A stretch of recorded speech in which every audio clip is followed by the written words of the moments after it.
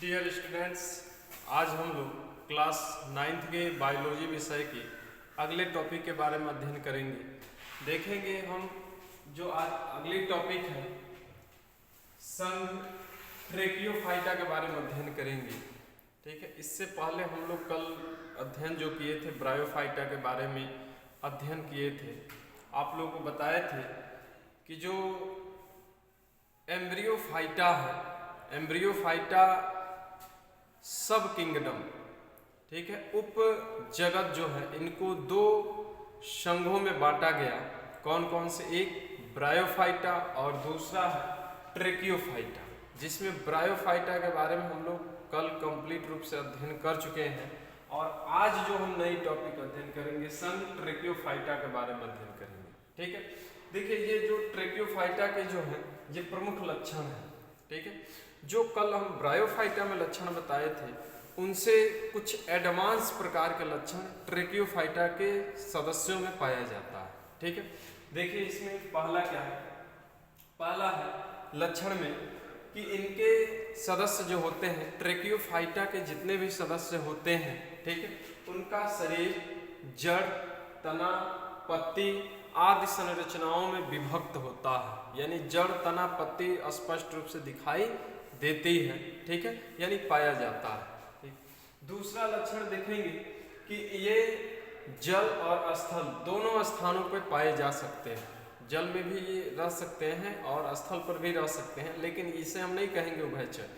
पादप जगत का ये उभयचर नहीं होगा ट्रेकियोफाइटा के। आप लोग कल बताए थे कि पादप जगत का उभयचर जो है ब्रायोफाइटा के सदस्यों को कहते हैं, लेकिन ट्रेकियोफाइटा में ऐसा नहीं है। ये सरवाइव कर सकते हैं, स्थल पर भी अपने जीवन को सरवाइव कर सकते हैं, जल में भी अपने जीवन को सरवाइव कर सकते हैं। तो दोनों स्थानों पे पाए जाते हैं अगर लोकेशन के दृष्टिकोण से देखा जाए तो। ठीक है, इनमें देखेंगे कि संवहन ऊतक उपस्थित होता है, संवहन ऊतक पाया जाता है।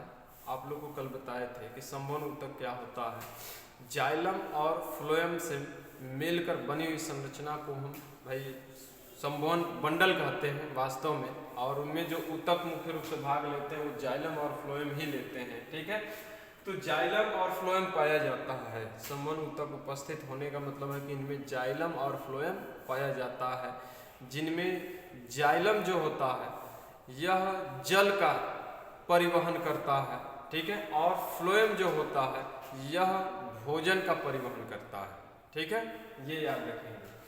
तो संवहन बंडल होता है या संवहन ऊतक पाया जाता है। ठीक है, इनमें देखेंगे युग्मदोभीद अवस्था जो होती है छोटी अवस्था होती है। आप लोग कल बताए थे कि जो भी ये प्लांट्स हैं, इन प्लांट्सों के लाइफ साइकिल में दो प्रवस्थाएं आती है या अवस्थाएं पाई जाती हैं। एक युग्मदोभीद अवस्था और एक बीजाणु उद्भिद। युग्मदोभीद को हम गैमेटोफाइट स्टेज कहते हैं और बीजाणु उद्भिद को हम स्पोरोफाइट अवस्था कहते हैं। ठीक है, युग्मदोभीद अवस्था में युग्मक का निर्माण होता है। नर युग्मक, मादा युग्मक, मेल गैमीट, फीमेल गैमीट, इन सब का निर्माण होता है। बीजाणु उद्भिद अवस्था में, स्पोरोफाइट अवस्था में बीजाणु का निर्माण होता है। तो ये दोनों अवस्थाएं पाई जाती हैं, इनमें भी होती हैं। लेकिन याद रखेंगे कि ट्रेकियोफाइटा के सदस्यों में युग्मदोभीद अवस्था जो होता है एक छोटी अवस्था होती है, बहुत कम समय के लिए ही ये बनती है। ठीक है, बीजाणु उद्भिद अवस्था लंबी समय के लिए बनती है, जबकि ब्रायोफाइटा में विपरीत होता है। ब्रायोफाइटा के सदस्यों में युग्मदोभीद अवस्था लंबी अवस्था होती है और बीजाणु उद्भिद अवस्था जो होती है वो छोटी अवस्था होती है। ठीक है, तो देखेंगे युग्मदोभीद छोटी अवस्था होती है, पाई जाती है। ठीक है, मुख्य पौधा बीजाणु उद्भिद अवस्था में पाया जाता है। मुख्य पौधा जो होता है ब्रायोफाइटा में हम बताए होंगे कि मुख्य पौधा युग्मदोभीद अवस्था में होता है, गैमेटोफाइट अवस्था में होता है। लेकिन देखेंगे ट्रेकियोफाइटा के सदस्य जो होते हैं इनका मुख्य पौधा जो होता है बीजाणु उद्भिद अवस्था में होता है।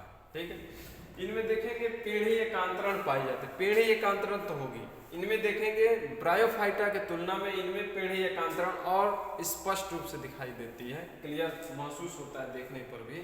ठीक है, तो इनमें पूर्ण विकसित पीढ़ी एकांतरण पाई जाती है। तो ये रहा इनके प्रमुख लक्षण है ट्रेकियोफाइटा के। देखेंगे ट्रेकियोफाइटा को पुनः 3 क्लासों में बांटा गया, 3 वर्गों में बांटा गया।